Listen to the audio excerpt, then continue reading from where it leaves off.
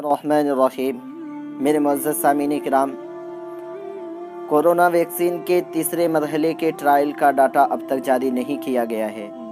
ایسے میں سوال اٹھنا لازمی ہے کہ آخر ڈاٹا سامنے آنے سے پہلے ہی ویکسین کو منظوری کیوں دے دی گئی؟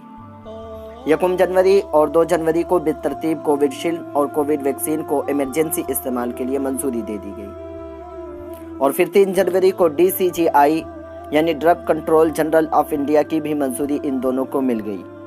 لیکن ویکسین کو لے کر اب تنازع شروع ہو گیا ہے۔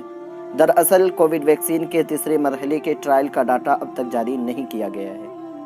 ایسے میں سوال اٹھنا لازمی ہے کہ آخر ڈاٹا سامنے آنے سے پہلے ہی ویکسین کو منظوری کیوں دے دی گئی؟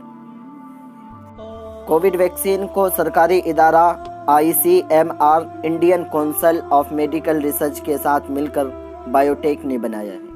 اس کے ساتھ ہی ہندوستان ان ممالک کی فہرست میں شامل ہو گیا ہے جنہوں نے کورونا وائرس کی ویکسین کو خود تیار کی۔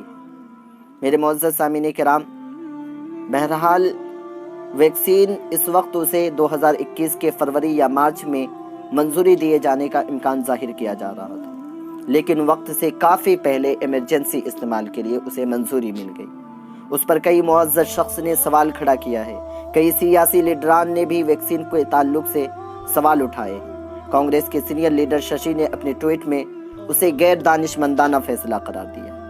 اس کے علاوہ ایمس کے ڈائریکٹر نے کہا کہ اچانک کورونا انفیکشن کی تعداد میں اضافہ ہونے پر ہمیں ویکسین کی ضرورت پڑے گی۔ دوسری بات یہ ہے کہ کورونا ویکسین کا استعمال جائز ہے یا ناجائز؟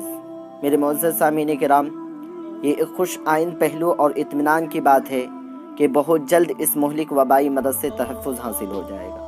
کورونا ویکسین کو لے کر اب بہت ساری افواہیں ہیں۔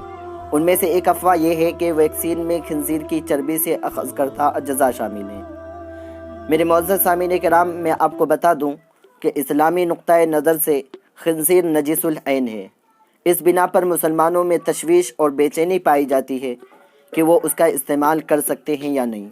بہت سارے لوگوں نے دارالعلوم دیوبند اور دیگر دارالافتاء سے درخواست کی ہے کہ ان کی شرعی رہنمائی کی جائے۔ چنانچہ ان تمام نے اس موضوع پر غور و فکر کر کے فیصلہ کیا ہے کہ یہ بات یقینی نہیں ہے کہ ہر ویکسین میں خنزیر کی چربی شامل ہے۔ ویکسین تیار کرنے والے سائنسدانوں اور اطباء میں سے بعض مسلمان بھی ہیں۔ کچھ دنوں قبل ترکی سے خبر آئی تھی کہ ایک مسلمان سائنسداں جوڑے نے اس کی ویکسین تیار کر لی ہے۔ اس بنا پر توقع ہے کہ ایسی ویکسین بھی تیار کی جائے گی جو صرف حلال اجزاء پر مشتمل ہو۔ میرے معزز سامعین کرام، میں آپ کو بتا دوں کہ اسلام میں انسانی جان کو بہت اہمیت دی گئی ہے اور اس کی حفاظت کی تاکید بھی کی گئی ہے۔ اللہ تعالیٰ کا ارشاد ہے، اپنے آپ کو قتل نہ کرو۔ اللہ کے رسول صلی اللہ علیہ وسلم کا ارشاد ہے کہ اے اللہ کے بندے، علاج کراؤ۔ اللہ نے ہر مرض کا کوئی نہ کوئی علاج رکھا ہے۔ میرے معزز سامعین کرام، میں آپ کو یہ بھی بتا دوں کہ اسلام میں حلال و حرام کے حدود واضح کر دیے ہیں، اور مرض اور حفاظتی تدبیر کی صورت میں بھی اس کی پابندی عائد کی گئی ہے۔ چنانچہ حدیث میں دوا کے طور پر کسی حرام چیز کے استعمال سے منع کیا گیا ہے، لیکن اگر حرام چیز کی حقیقت اور ماہیت بدل جائے تو حرمت باقی نہیں رہتی۔ اس لیے ویکسین کے استعمال کرنے اور نہ کرنے کے بارے میں بحث کرنا فضول ہے۔ میرے معزز سامعین کرام، یاد رکھیں کہ دوا کا کوئی مذہب نہیں ہوتا۔